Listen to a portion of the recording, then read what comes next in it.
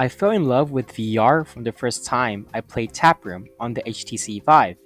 But being a student and having no way to get income, I only get my parents to buy me an Oculus Quest when I suggested we share it together and play Beat Saber as a sport during quarantine. After getting the headset, I started to play a lot of games like Pavlov's Shack, Echo VR, and a ton of side quest games. However, even though the touch controllers are great and all, except when I lose tracking every 3 seconds in Beat Saber, something just seems off by not being able to use my real hands in VR.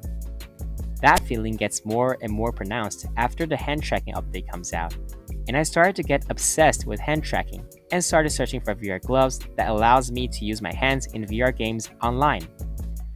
There are quite a few options, but they are all ridiculously expensive, not to mention I'm poor as heck. After that, I basically gave up and messed around with Hans Physics Lab and started watching a lot of VR game devs videos to make my own VR game to quench my thirst for VR. Then one fateful day, while I was just surfing YouTube, I found it. A VR glove not only simple enough that my small brain can understand, but it also generously comes with every STL file and code that a man can ever hope for. After successfully convincing my parents to financially support this project, I started 3D printing the parts for the build and went to buy the electronic parts I need. But unknown to me, this is going to be way harder than I expected. Before I start going into the deep pain that I was about to go through, let me explain how this project works. So basically you tie a line to your fingertip and use it to pull the potentiometers so it can calculate your finger's current flexion. Then the Arduino, or ESP32 in my case, will upload the information to your PC. Well, it's quite simple, right? Well, let us get started then. The first thing we need to do is to go to Lucas's Lucid VR Budget Haptic Gloves website, link in the description. Then scroll down to Resources, where most of the important information you need to build the version 3.1 gloves are at. Click the link under Arduino, firmware, and STL files for 3D printing, then press the green code sign to download the zip file. The next thing we need to do is shop for the electronic parts. Of course, you can conveniently use Lucas's Amazon link to buy all the parts that you need by clicking the link under Parts List, then click Prototype 3 Parts List. But as the poor student I am, I decided to go buy the parts at the electronics shop, which I hope would be able to save me some shipping costs. However, if you want your gloves to be able to use Bluetooth rather than connect the gloves to a long-ass cable to your PC, you will have to buy an ESP32. Lucas had already added an Amazon link to an ESP32 Room 32, so you guys should be okay. After asking the staff way too many questions, I finally get the potentiometers, a bunch of wires, and a breadboard for testing. I decided to buy my ESP32 online, for it was way cheaper than the shop for whatever reason. Then I happily went home and started to assemble the parts. And here comes one of the most challenging things I have to go through: making all the parts fit into each other. But before that, we need to unzip the files, go to Hardware, Prototype 3.1, and start to do the 3D printing. If you already have a 3D printer, you can just open up the files inside your printing app. Please be sure to check if you had cleaned the nozzle and calibrated your printer, for that had caused me some problems. Now, we can go back to Resources, click the link under Arduino firmware and STL files for 3D printing, and scroll down to Hardware, where you can find a link called Printing Guide. Click it and we can see the recommended settings Lucas had for us. I would suggest you guys to test print one of the tension parts. After making sure that it is printed okay, print 5 of it, then repeat the process with the easy spool part. These two are the most important parts of the whole glove, so print and treat them with care. Now, you can continue to print out the other parts. Just remember, if you want to make the right glove, you need to use Blender or any other software to mirror the white glove over the holder card. Or it will look kind of strange because the left and right hand looks, well, the same, so yeah. But of course, you cannot do it, it is all up to you. And then you can choose to print either the spool cover or the spool cover taller. I would personally suggest using the spool cover taller because it reduces friction for my build, but you can choose whichever you want. The other parts you need to print are the end caps. They basically need to go on top of your fingertips or your gloves, so you need to go through some trial and error to get the right size. Oh, and you can also print the wire covers, but it just covers the wires, so it is not really that necessary. Again, it is all up to you. All the parts above needed to be printed out 5 times, but the guide note needed to be printed out 13 times. If you want 3 on each of your ring, middle, and index fingers, and 2 on your pinky and thumb fingers. But of course, if you want more or less, it is all up to you. And if you don't plan on using a glove, you can just use the old Prototype 3 version guide ring to put it directly on your finger. And in that case, you will just need 10 of them. So here's me showing you how to assemble the parts, like how I assemble the parts, because my experience is kind of different from how Lucas's video shows it. So I'm just gonna do it right in front of you guys for once. So first, obviously, you just need to open up one of these batch wheels. So just do this and just do that. You see, you can hear it crack, and do it again. And you can just take out the spring and the string. Here's the string. Do not throw away the string. It is really important. All right, just take out the string, and then you can take out the spring. Like, it's out. Now we can take it out. Yeah. So these are the spring. Wait a second. It's got a bit tangled up. Okay, the spring and the string, and you can just cut this edge away, and you don't need to cut off this nut because you can just use it and you don't need to tie it up again, which is kind of useful. Now that we had done that, the next thing we need to do is assemble the parts together, obviously. But this is where my experience greatly differs from Lucas's, because for some reason my 3D printing is just really bad. You can see there are this I dropped it. There are these really annoying strands of plastic, and some of the parts are just so rough you can even hear it, like this one. It's just so rough and so annoying. So that actually makes putting the knob inside the tensioner kind of hard, because it is always tilted to a angle for some reason and doesn't really fully fit. So here are some tips or like life hacks, I don't know. So I hope it can help you up. So you can just use a fire and heat this part up and put it inside of this tensioner and just melt it in. Just melt it inside and just spash it in, but always be careful that it doesn't go in too deep, or it actually might break this whole part, because I don't know, because the potentiometer might not be able to get up the whole way. It might actually get tilted or get stuck inside the part, so it wouldn't work as it should.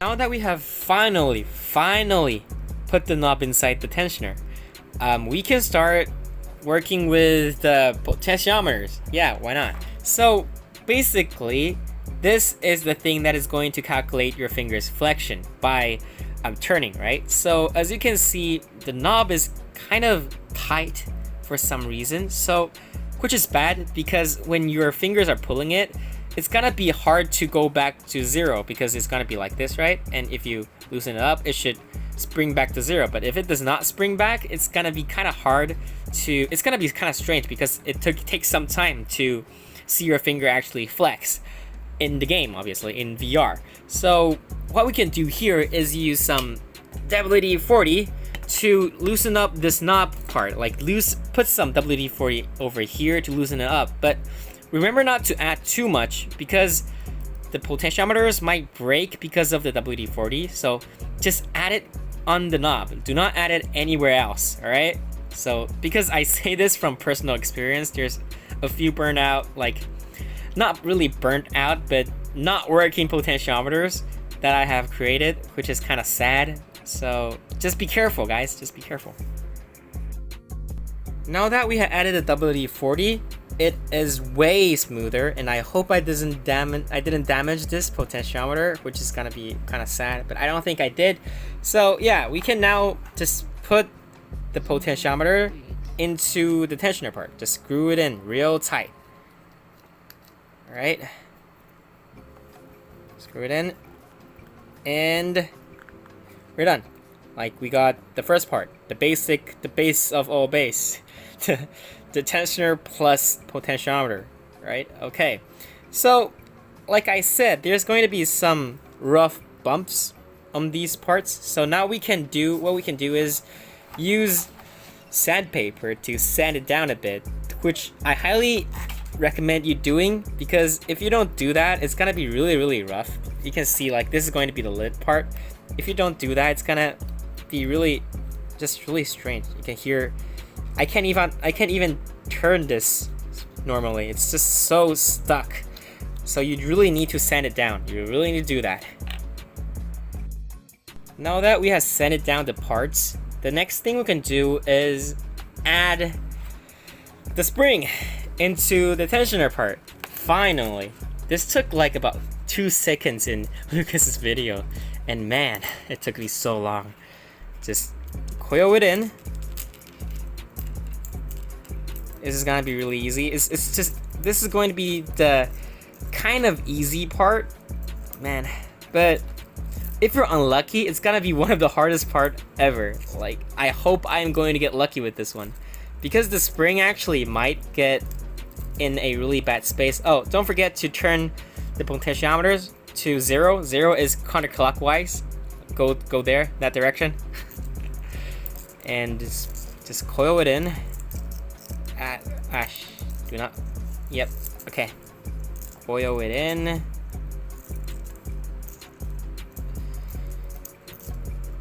And let's hope we can just place this part inside of that hole.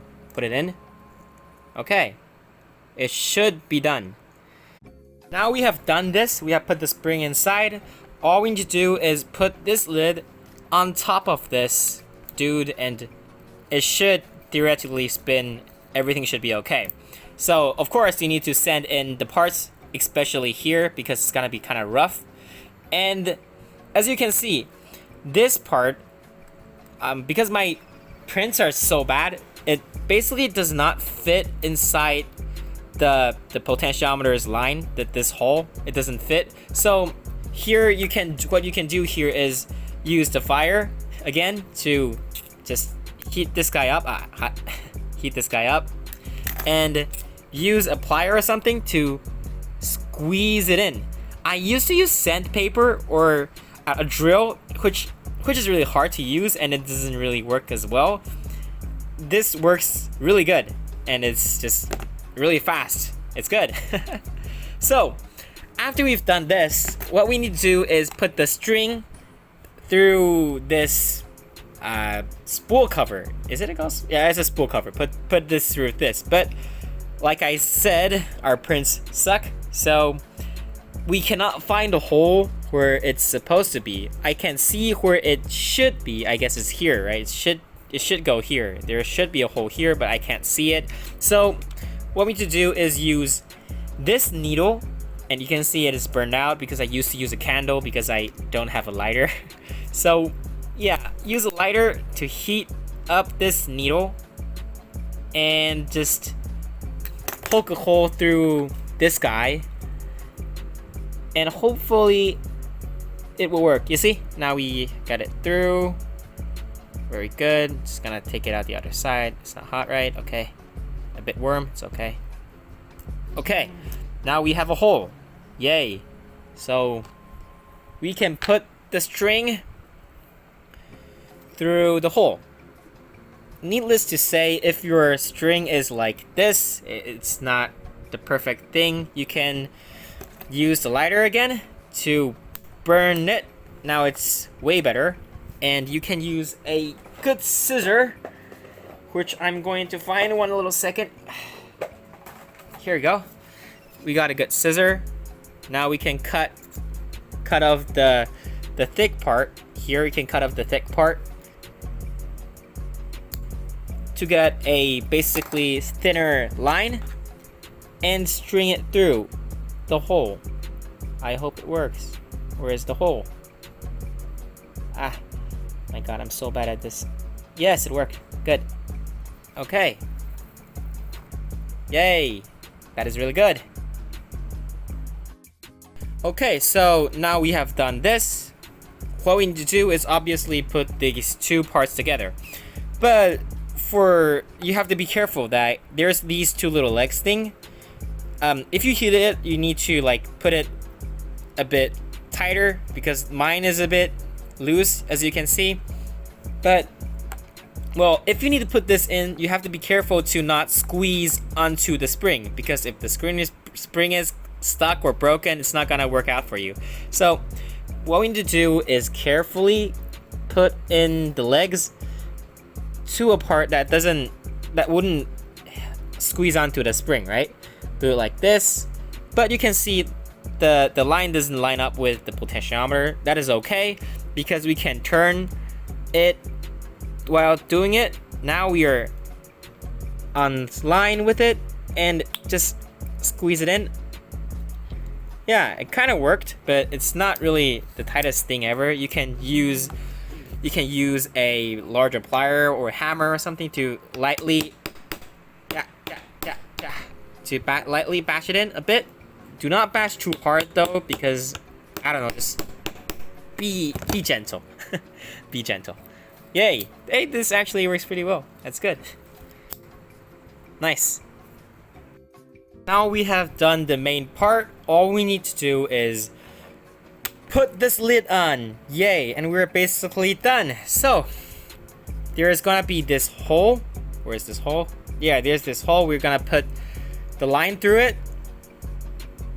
Okay, the string. I mean the string. Why do I keep saying it's the line? Sorry, you can't see it. Gonna put it here. Okay. Pull it through and put the lid on. Okay, now we need to turn this whole lid about 2 times. It's not, you can turn a lot of times or little times, I don't know. I mean, 2 times is perfect for me. And always be careful that this hole should always be on the opposite side of this 3 legs, because, okay, so this is the holder part, right? The mirrored holder part for the right hand. So there's going to be this part, which is where your string is supposed to go through, and your leg's supposed to get put on top like this. So if you do it like this, it's gonna be kind of strange. If it is on the opposite side, it's gonna be really bad for you. So just be careful. It should be on the opposite side or even lower. But if you can't, you can just make it a little bit higher. It's okay. But yeah, just be careful, all right? Because I made some failure parts here.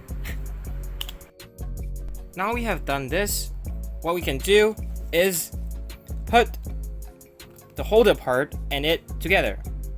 Just put it in, and there should be a snap. There's no snap. Okay, it's okay.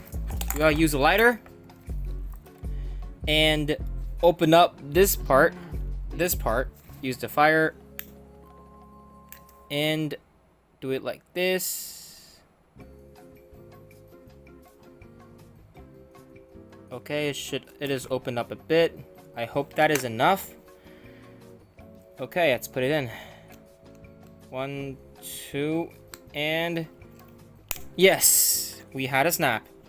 So yeah, now we have made this. So you might, if you can see, there's this little strands of plastic. If you don't like them, you can also use the fire. You can use a lighter to melt them together, and just be careful though. It's hot. It's obviously hot, and these strands, like before, just burn them through, and they should be gone, clean. And there's this hole too. A lot of strands of plastic. Burn it,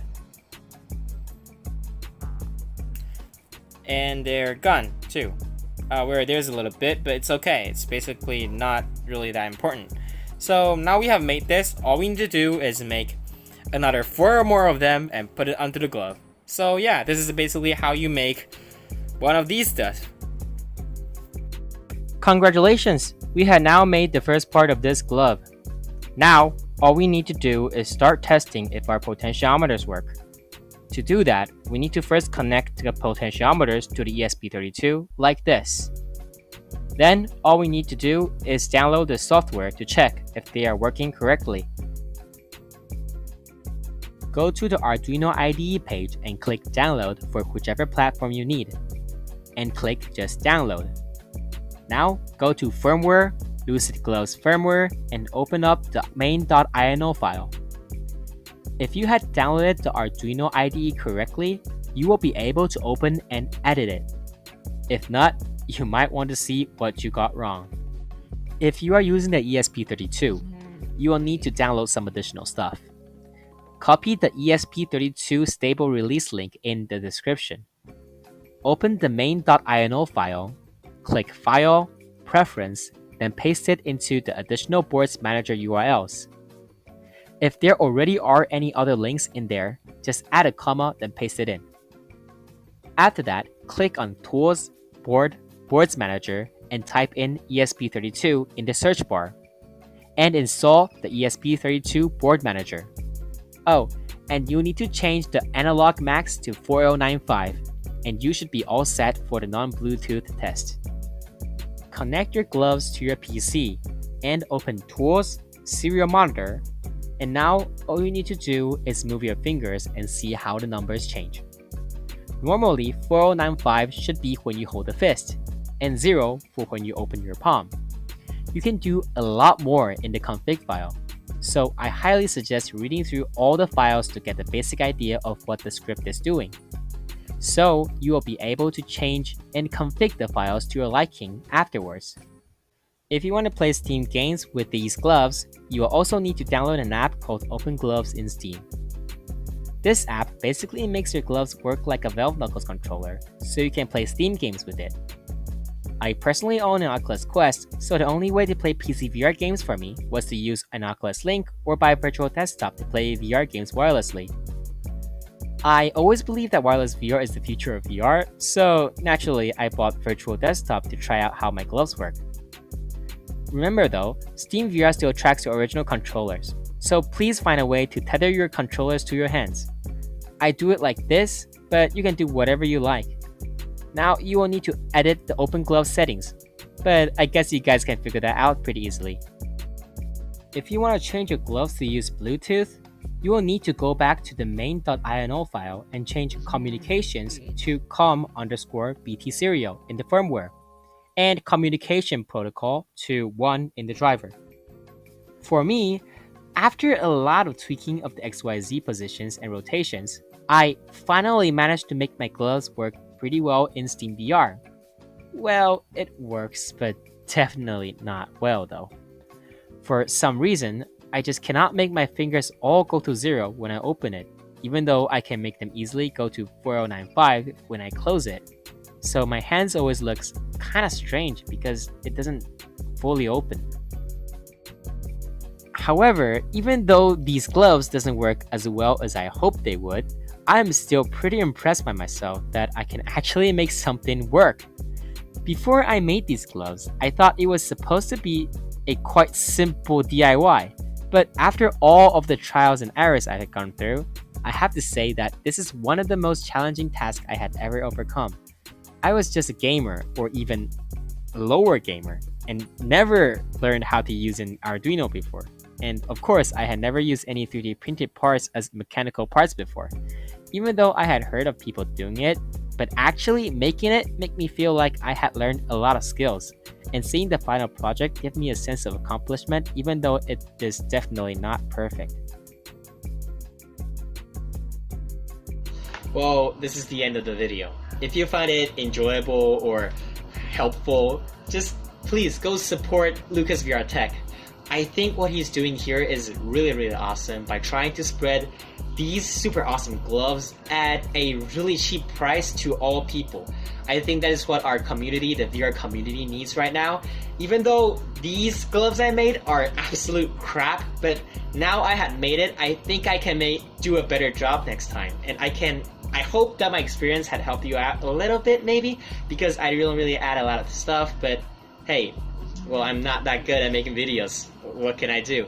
Well, yeah, so I hope you enjoyed this video. Have a nice day. Peace out.